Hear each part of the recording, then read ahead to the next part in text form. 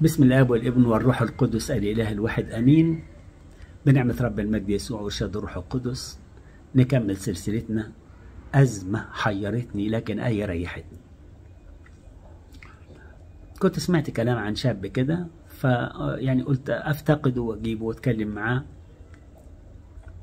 كان له علاقة مش لطيفة مع حد غريب، والموضوع ده ممكن يعمل مشكلة كبيرة قوي له ولعيلته، وانهم يمشيهم كمان من المنطقة كلها وطبعا وللكنيسة.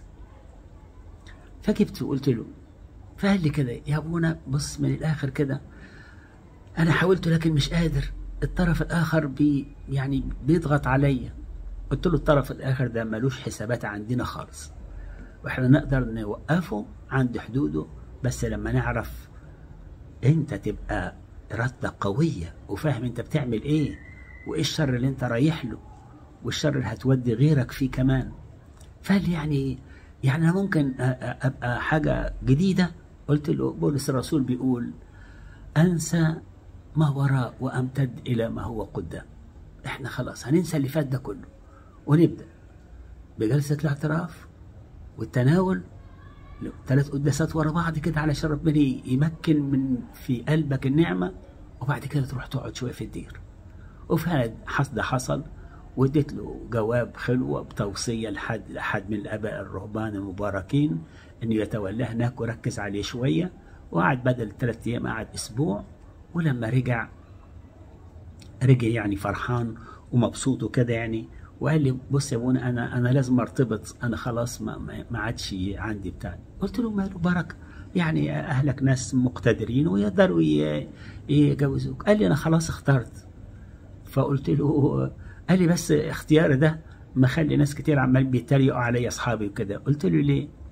قال لي: يعني هي زي ليئة، بينما اللي انا علاقاتي اللي ما كانتش كويسة كانت واحدة زي رحيل جميلة جدا. فيقولوا له: يعني ازاي تعمل كده؟ بيقول: من النعمة ربما اتكلمت بلغة الأغاني. قال لهم بيقولوا له: وش عاجبك فيها؟ قال لهم: خدوا عيوني شوفوا بيها. فقال لي: يعني الكلام ده على قد ما كان هو بضحك وكده، لكن هم كمان سكتوا عني وسابوني. قلت له: مين؟ قال لي: فلانة. قلت له: دي جارتك؟ قال لي: اه. قلت: طب ما هتبقى عارفة كل اللي فات. قالت: عارفة قال لي: عارفة ومسامحة. قلت له: دي حاجة بركة كبيرة قوي، ربنا هيديك نعمة كبيرة ويخلي يدي لك أسرة حلوة، لكن أنا برضو عايز أقعد معاها.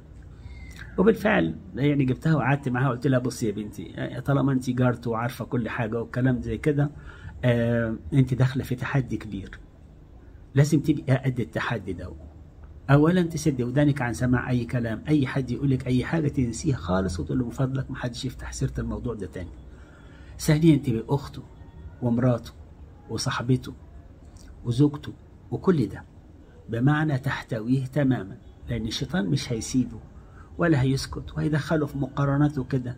لكن كمان الايام ورتنا اني لما هي كلمتني بتقول ده بيقولوا ساب رحيل وراح لليئة. قلت لها: ليئة دي كانت سبب بركة كبيرة قوي للعالم كله، لأن ليئة دي أم يهوذا اللي ربنا تجسد، جه من نسله، يعني جه من نسله متجسدا. فإذا الموضوع ده كمان فيه بركة، وفيه بركة لبيتك وحياتك. التحدي ده ربنا هيساعدك فيه جدا، بس لما تبقي فاهمة هتسهلي الحكاية خالص.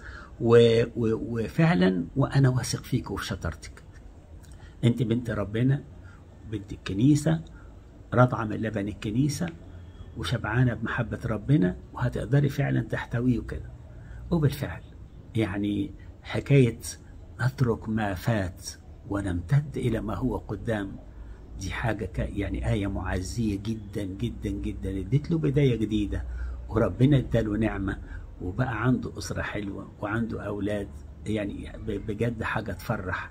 يعني توبة مثمرة، توبة فيها بركة، توبة تقدم لنا الصورة الحلوة لأولاد ربنا لما يبعدوا عن العناد ويبعدوا عن الأفكار الشريرة ويبعدوا عن أصدقاء السوء ويبدأوا في رحلة جميلة في حضن ربنا، يفرحوا ويفرحوا.